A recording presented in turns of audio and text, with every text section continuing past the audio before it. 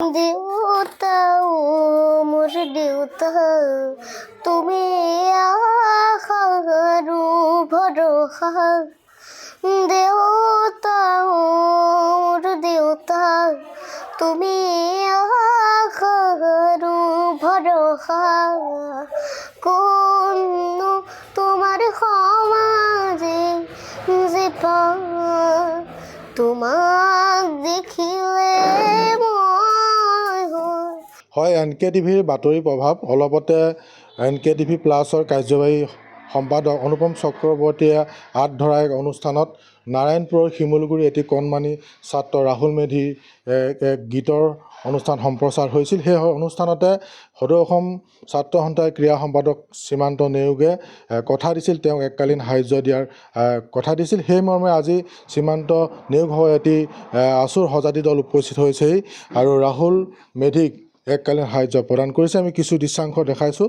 আচলতে এনেদৰে কথা ৰাখিছে ক্ৰীড়া সম্পাদক সীমান্ত নেওগে। পোনে মই সীমান্ত নেওগৰ ওচৰলৈ যাব বিচাৰিছোঁ। আপুনি যেনেদৰে কথা দিছিলে তেনেদৰে আজি আহি পেলাই আপুনি এনেদৰে কথা ৰক্ষা কৰিছে।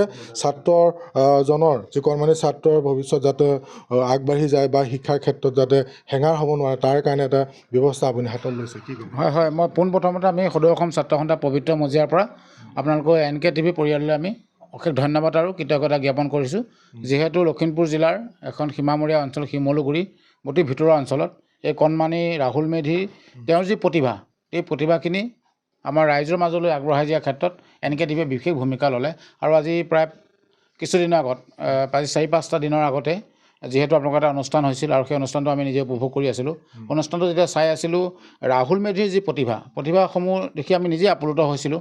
আৰু আমি ভাবিছিলোঁ যিহেতু আমি ছাত্ৰ সন্থাই সদায় দৰিদ্ৰ সীমাৰেখাৰ তলৰ ছাত্ৰ ছাত্ৰীসকলৰ লগতে বা যিসকল মেধাৱী ছাত্ৰ ছাত্ৰী তেখেতসকলৰ লগত আমি সদায় জড়িত হৈ থাকোঁ আৰু তেখেতসকলক সকলো প্ৰকাৰে সৰ্বোতোপ্ৰকাৰে আমি সহায় সহযোগিতা আগবঢ়াবলৈ চেষ্টা কৰোঁ। আৰু ৰাহুল মেধিয়ে ইমান সুন্দৰ সংগীত পৰিৱেশন কৰে, তেওঁৰ কণ্ঠ ইমান সুন্দৰ, গতিকে আমি চিন্তা কৰিছোঁ যে তেওঁ সংগীত জগতখনত এক বিশেষ ভূমিকা ভৱিষ্যত দিনত পালন কৰিব। তাৰ লগে লগে তেওঁ যাতে শৈক্ষিক জীৱনটো পৰিক্ৰমা আগবঢ়াই লৈ যোৱাৰ ক্ষেত্ৰত এই দৰিদ্ৰতা যাতে তেওঁ বাধাৰ পাচি হ'ব নোৱাৰে, সেই ক্ষেত্ৰত আমি সেইদিনাখনে ঘোষণা কৰিছিলোঁ যে ছাত্ৰ সন্থা মজিয়াৰ পৰা তেওঁক আমি এককালীনভাৱে জলপানী ব্যৱস্থা দিম। আৰু এতিয়া আজি আমি সদৌ লখিমপুৰ জিলা সন্থাৰ সন্মানীয় সভাপতি, জিলা ছাত্ৰ সন্থা, মহকুমা ছাত্ৰ সন্থাৰ সমূহ বিষয়ববী আহি তেখেতক আমি এককালীন এই জলপানী আগবঢ়াইছোঁ। আৰু আশা ৰাখিছোঁ ভৱিষ্যতৰ দিনতো এই ৰাহুল মেধিৰ লগত বা তেখেতৰ পৰিয়ালবৰ্গৰ লগত তেখেতসকলৰ গা চাহটোৰ দ্বাৰা আমি ছাত্ৰ সন্থা সদায় থিয় হৈ থাকিম। হয়, ধন্যবাদ জ্ঞাপন কৰিছোঁ। ৰাহুল, আজি সদৌ অসম ছাত্ৰ সন্থাৰ বিষয়ববীয়ে তোমাৰ ওচৰত থিয় দিছেহি, কি ক'বা? সীমান্ত নেওগক কি ক'বা? কেনেকুৱা লাগিছে? ভাল লাগিছে। হয়, কোৱা। মই সীমান্ত নেওগাক মই বহুত ধন্যবাদ জ্ঞাপন কৰিছোঁ। ভালকৈ পঢ়িব লাগিব তুমি, দাদাই সেইটোৱে বিচাৰিছে। আৰু গানো গাই যাব লাগিব।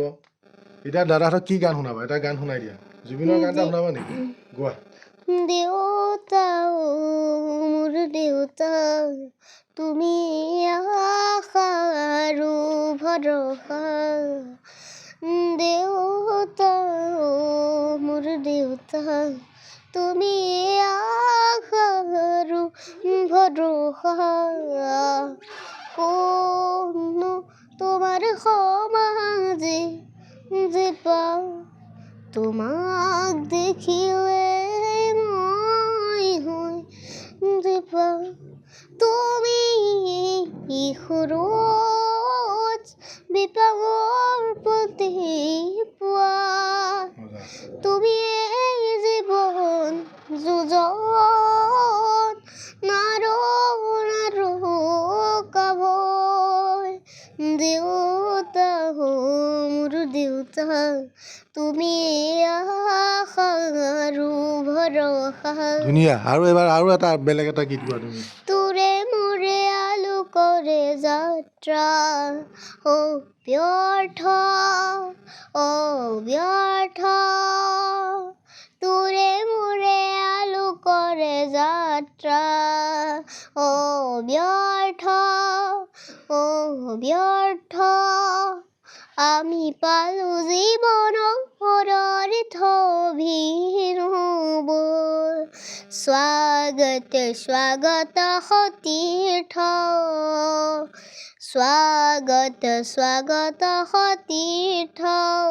সুন্দৰ, ধন্যবাদ জ্ঞাপন কৰিছোঁ। ইমান সুন্দৰ গীত আচলতে আইতাক আছে কি ক'ব আচলতে আজি সদৌ অসম ছাত্ৰ সন্থাৰ সকলো বিষয়ববীয়া আহিছে কথা দি কথা ৰাখিছে অনুপম চক্ৰৱৰ্তী খবৰ অনুষ্ঠান চাই তেওঁ কথা দিছিলে আজি আহিছে কি ক'ব বহুত তেখেতলৈ ধন্যবাদ জনাইছোঁ বহুত আনন্দও লাগিছে দুখো লাগিছে আজি এই মুহূৰ্তত ধৰি লওক মাক আৰু দেউতাক যদি থাকিলেহেঁতেন আৰু বহুত সুখী হ'লহেঁতেন কিন্তু কৰ্মসূত্ৰে দেউতাকটো সৰুতে ঢুকালে কৰ্মসূত্ৰে মাক বাহিৰত থাকিবলগীয়া হ'ল উত্তৰ গুৱাহাটী IITতে মানে সংৰক্ষিত হিচাপে সৰুকৈ কাম এটা কৰি আছেগৈ মই তেওঁক যাতে ভৱিষ্যতে আপোনালোকেও এনেদৰে আগবঢ়াই নিব কিবা অসুবিধা হ'লেও আপোনালোকক জনাম কিন্তু ময়ো শিক্ষা ক্ষেত্ৰত একো নাজানো বা গানৰ বিষয়েও একো বুজি নাপাওঁ তথাপিও যিমানটো পাৰোঁ মোৰ মানে দেহাই পাৰালৈকে তেখেতক আগবঢ়াই নিম বুলি মই আশা দিছোঁ আৰু আশা মানে ভাবিও আছোঁ যে তেওঁ যিমানটো পাৰে মই আগবঢ়াই নিম আৰু হয় সকলোকে ধন্যবাদ জ্ঞাপন কৰিছোঁ ইতিমধ্যে আমি অৱগত কৰিছোঁ যে খবৰ আৰু খবৰ অনুষ্ঠান চাই সীমান্ত নেওগে কথা দিছিল সেই কথা ৰাখি আজি সীমান্ত নেওগ হয় এটি লখিমপুৰ জিলা ছাত্ৰ সন্থাৰ এটি সজাতি দল ইয়াত আহি উপস্থিত হৈছেহি আৰু তেওঁলোকে কিছু এককালীন আৰ্থিক সাহায্য তেওঁলোকে প্ৰদান কৰিছে আমি কিছু দৃশ্যাংশ দেখাবৰ কাৰণে চেষ্টা কৰিলোঁ